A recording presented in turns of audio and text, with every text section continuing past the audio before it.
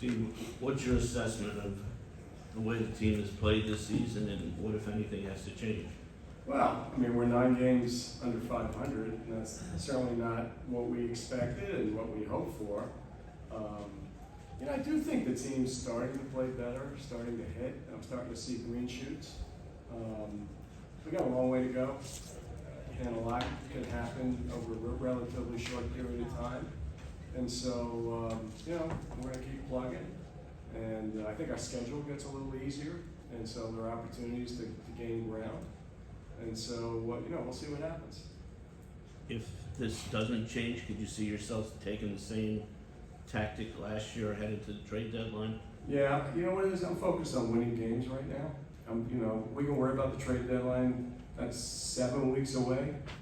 How many games is that? That's 45, maybe 50 games. A lot can happen, so I'm focused right now on the season, winning games, and we'll worry about that when the time comes. Anthony? You had spoken last year about, despite maybe taking a half step back, wanting to be competitive. Why do you think it hasn't sort of unfolded the way that you had envisioned it over the offseason? It's a variability of human performance, right? You can write it down on paper, but then you got to play the games.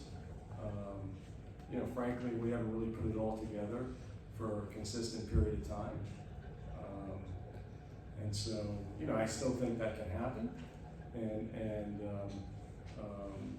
Listen, there's a lot of good ball players on this club, and it's just a question of, getting a little confidence, getting on a run. And I think that's possible. And so, it's, how many games are left in the season? 100? It's a lot. Okay, so, obviously, we'll see what, it looks like 4 to 6 weeks from now. And, but, I still feel this team has got a good run in them, a lot of good players, and a lot of good. I think the locker room's good, the culture's good, and so I'm hopeful. You kind of just hinted on my follow-up, but you said you're focused on the here and now. At what point do you sort of have to make a decision as to what your strategy will be trade deadline in the second half? Listen, I know everybody's focused on the trade deadline, right? It's all anybody wants to talk about. We got a lot of games to play. And so, let's not get focused so far out. Let's get focused on what's happening now. We got to win a game. We got to chip away. We're down, obviously 9 games and to get to 500, but maybe, I don't know, what are we, 4 games out of the wild card, which is, we shouldn't be proud of that, right? We're still 9 games under. But, it gives you the opportunity to make the season a success. And so, that's the way I'm looking at it. Tim? A couple of weeks ago, you called the team's performance mind-boggling. Yes. Have you since then unboggled your mind at all and been able to understand what's going on? Well, it was mind-boggling because of how we were losing in the last inning. Yeah. Okay, you can lose games and not describe it as mind-boggling. How we were losing it was, unusual. And so, everyone saw the statistic. I think a week ago they said we lost like 6 games from May 1st in the last inning, and no other team had lost 2. And so, listen, you could say, well, if we didn't lose those games, we'd be in a totally different place. But I think what it says is that, that was unusual. It's probably not going to continue, and therefore you can have reason for optimism. Over the next 4 to 6 weeks, as you said, as you mull the near-term future for the Mets, how much do you weigh the pure standings, 4 games out of a wild card spot, as you said right now, versus the likelihood that these Mets can actually make a run if they even got to October? Yeah. Well, you certainly want to have high standards. If you get into the playoffs and you are 4 games under 500, it's nice to make the playoffs and anything can happen. We know that, but still, you would say, wow, that was not optimal, right? It's probably not the way you would envision it. And so, but I'll say it again, a lot of games left, and I actually think the team's starting to show signs. And so hopefully, we'll continue to, improve and start winning some more games. Right, but if technically, when you have to make a trade deadline decision, you're not too far out of the playoff picture, Yeah. do you also look at it and say, hey, Yeah. realistically, maybe the team's just not gonna You know something? I'm gonna take the recommendations from David and the baseball staff, and I'm not thinking about that now. And so, and then we haven't spoken about it, so we're focused on winning games now. Is there any aspect of the team's game on the field that has maybe surprised you the most this season? Well, you know, I mean, all the stats are out there. Our defense hasn't been, you know, particularly great, and you know, we haven't really put it all together. You know, when we're hitting, we're not pitching, and so you know, those are the things. I mean, to win games, you got to play all facets of the game, and there's room for improvement there, and you know, I'm hopeful that you know, the team starts playing better defense, and you know, our hitting has improved. Our pitching's been reasonable enough. We went through a bad patch in relief pitching, and so we just haven't put it all together. But I'm hopeful that we will. You've been pretty interactive with the fans this weekend. What is your message to them right now? Listen, the fans they love the Mets, and they came all the way over here. What the hell is going on? My God. Turn that off. So they came over here because they love the Mets, they care about the Mets. They're in good spirits, right? I was hanging out with them in the pub, we were having a blast. And you know, they're excited about being here, being at the games. And so, you know, the fans have been through worse, okay? And so, right, that's trying to break that history. So, you know, they're great, and they're certainly going to be there for the team. How do you assess the job that Carlos Mendoza has done so far in his rookie year as manager? I'd say I'm impressed by Carlos. You know, he's got an incredible rapport with the team. He's thoughtful. He handles, you know, he's very capable of relating to the players, delivering hard messages when he has to. You know, I'm impressed by how he conducts himself. Joel, standing up on the right. Steve, while things could change, you're in the midst of a second straight year of underperforming, I think, your expectations. Institutionally, do you think something is wrong that is leading to this? You know, I think things are actually improving, Joel. You know, I mean, we've got new management. We're in the evaluation phase. You know, I know what's going on in various parts of this system. You know, the infrastructure. You know, and so I think I actually am pretty optimistic. You know, now these things take time. Unfortunately, you just can't turn the system around, you know, on a dime. But I think we've got a lot of the right people. We'll improve the people in the organization.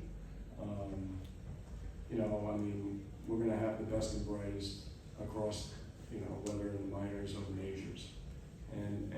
But that takes time, and you know, I have a great deal of respect for David, and you know, he comes from a winning club. He's demonstrated success in the past, well respected in baseball. You know, just this first season, even the decision making that's going on in the Mets is a lot sharper, you know, than it's been in the past.